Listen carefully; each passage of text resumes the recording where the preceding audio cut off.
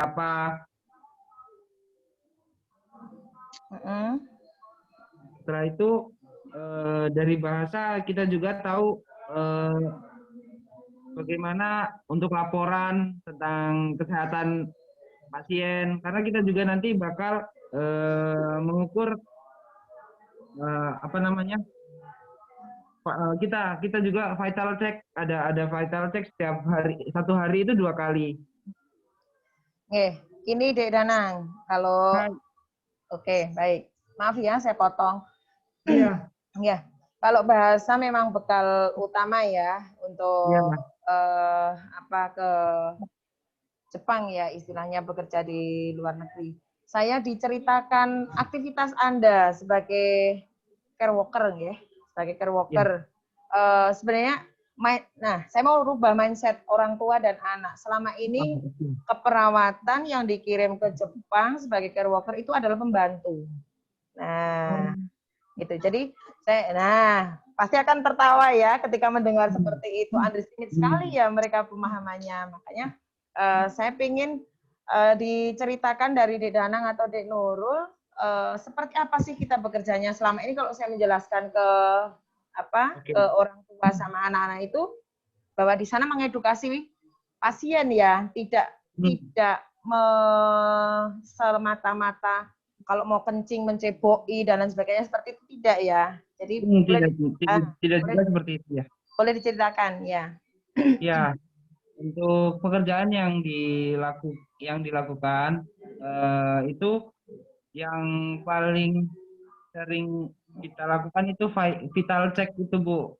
Karena kita juga karena di bidang kesehatan ya termasuknya ya. Karena kita juga butuh data pasien.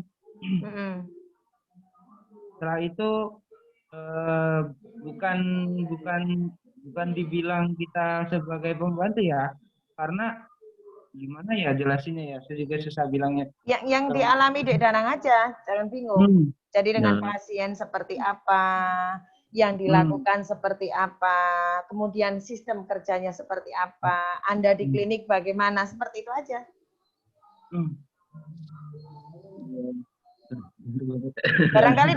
Barangkali Dek Nurul bisa berbagi bergantian. Oh iya, ya Bu, saya iya, jadi ya kebanyakan ya orang Indonesia tuh berpikirnya tuh kerja di Jepang tuh sebagai pembantu. Di sini tidak ada pembantu di sini, Bu. Ya, khususnya untuk caregiver itu, ya betul tadi kata Ibu, kita mengedukasi pasien juga.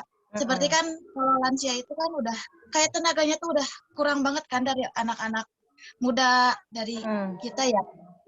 Jadi sebisa mungkin kita meminta pasien untuk menggunakan sisa-sisa tenaganya. Misalkan ada yang udah gak bisa jalan nih. Kita kan kalau ke toilet pasti diantar. Nah, kita meminta hal yang bisa dilakukan pasien seperti mengangkat celana, menurunkan celana kan itu masih bisa kan. Ya seperti itu. Atau hal yang lainnya misalkan kalau habis makan ya Bu, kalau di sini ya Bu. Karena group home ya Bu, jadi mungkin punya peraturan sendiri.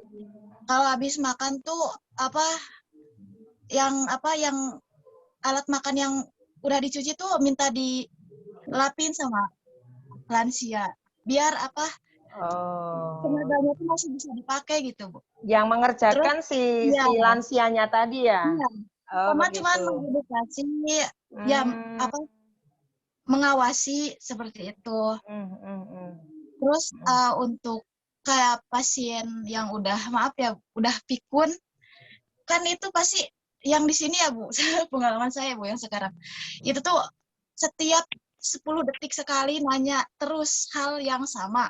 Nah, bagaimana kita caranya supaya pasien tersebut tidak menanyakan hal yang sama lagi, yaitu kita permainan kayak menyanyi gitu, yang ngadain acara biar dia terlupa dengan pertanyaan tersebut kayak gitu.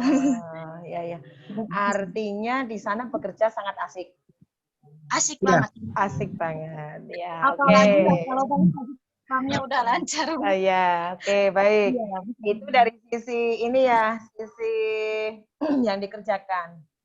Kemudian Selain itu saya juga pengen tahu juga, ini kan difasilitasi dari Yutaka ya. Iya. Boleh dong cerita seperti apa sih Yutaka membawa kalian sampai hari ini kalian masih nyaman di Jepang ya Pak ya?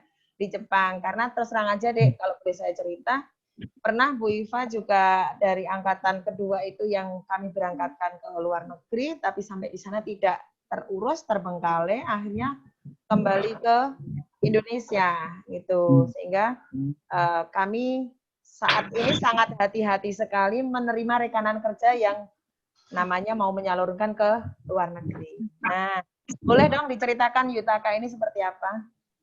Boleh, monggo. Nurul atau Danang, silahkan.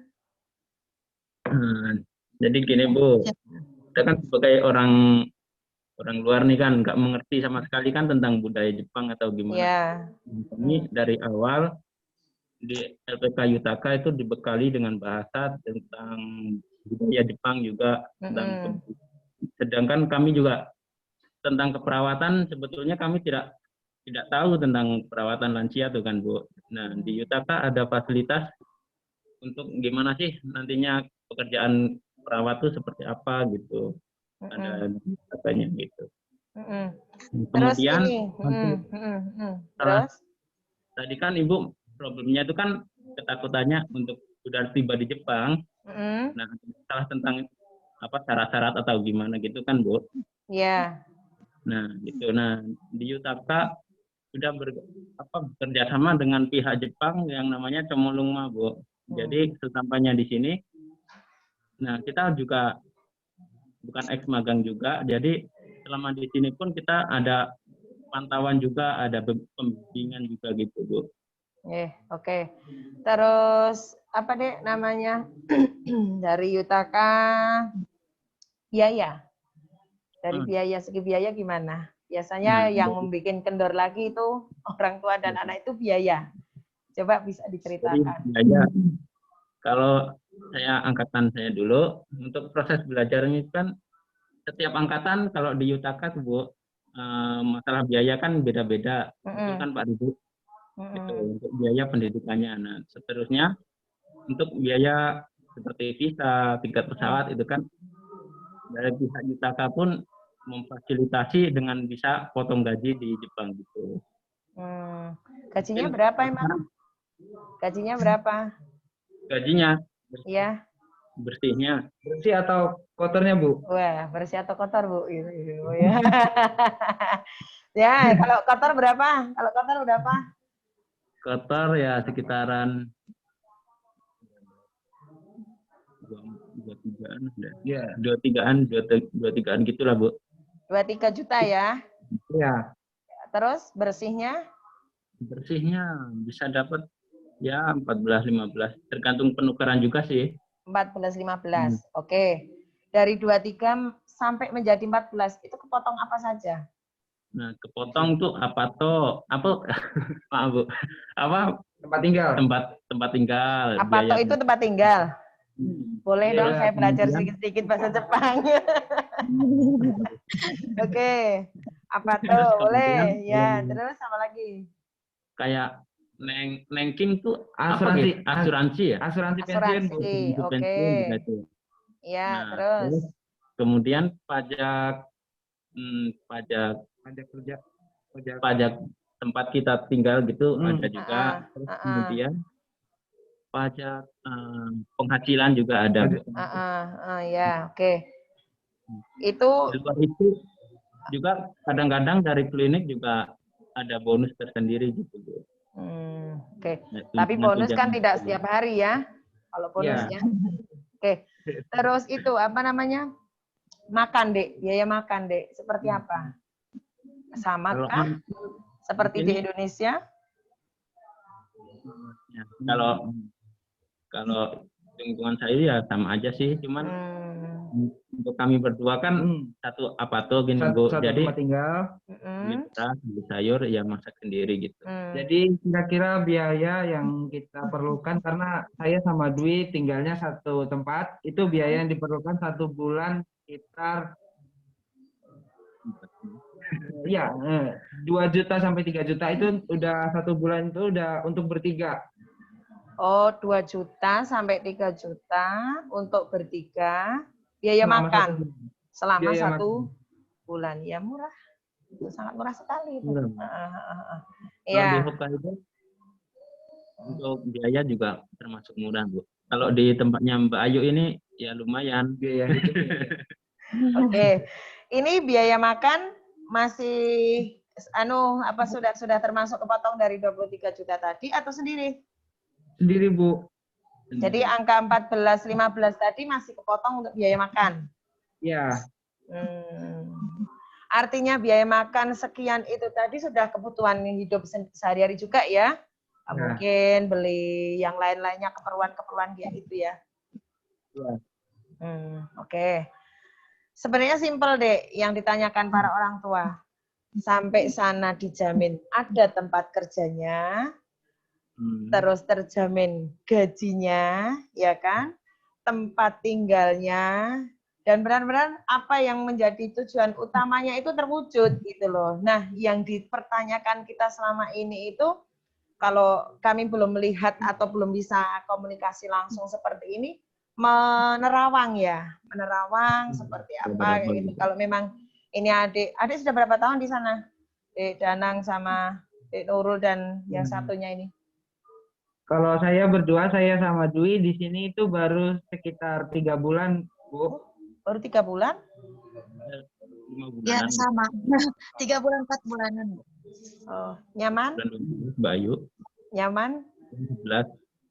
Bahagia? Nyaman, Bu, nyaman. Oh, nyaman banget. Nyaman, Bu. Nyaman Karena banget. di sini Sudah bisa kirim uang ke Indonesia? Sudah bisa kirim uang ke Indonesia? Oh, sudah. Oh, keren. Itu yang memang diinginkan Bu Iva. Iya. Termes ke sana itu sampai gini, Dek. Kami dari sekolah itu, ini boleh sharing dulu ya. Sampai kami itu ada sebuah surat pernyataan. Kamu mau keluar negeri mau ngapain? Harus punya planning. Kalau pertama planning saya mau cari uang buat kuliah atau saya mau cari uang untuk beli tanah atau apa. Sampai kita buat seperti itu supaya anak juga punya komitmen yang luar biasa. Oke, saya kira cukup Pak Rudi. Nanti mungkin kita bisa ketemu di sana ya. Baik, Bu. Kalau boleh nanti kita berteman, saya dikirim kontak WA supaya apa yang Dek Nurul, Dek Danang, Dek Dwi lakukan di sana, mungkin saya bisa sering-sering, bisa dong di-sharing saat ini lagi ngapain, bisa dong info pekerjaan seperti apa gitu kan? Boleh ya? Iya. Baik, Boleh, Bu. Bu. Untuk mengangkat adik-adik kalian supaya terbuka, kita go internasional dong gitu loh. Kalau kita terkungkung dengan undang-undang kesehatan yang ada di Indonesia ya hanya sebagai SPG, nanti akhirnya lulusan keperawatan langsung jadi SPG, kan sayang ya. Iya, Bu. Oke, terima kasih atas kesempatannya. Mungkin sesimpel itu yang saya tanyakan. Yang jelas di sini Pak Rudi juga sudah memaparkan ke saya. Yang jelas tetap semangat, sehat selalu. Jangan lupa sholatnya ya. Baik, Iya, Bu. Bu. Ya, jangan lupa sholatnya. Itu yang paling utama. Sekaya apapun kalau kamu nggak pernah ingat sama yang di atas, hati-hati. Nggak barokah. Itu ya. Dan sudah jauh dari orang tua. Hanya Pak Rudi yang akan mengawal nanti. Gitu, saya kira terima kasih adik-adik semuanya. Terima kasih. Semoga sehat selalu dan bermanfaat. Tetap fokus dan jangan lupa orang tua kalian ya. Saya kembalikan ke Pak Rudi ya. Mungkin bisa komunikasi dengan Pak Rudi. Terima kasih. Terima kasih, Bu. Guys, hai. Terima kasih banyak ya atas waktunya. Sama-sama, Pak. I'm happy ya sudah bisa lihat Anda semua sehat.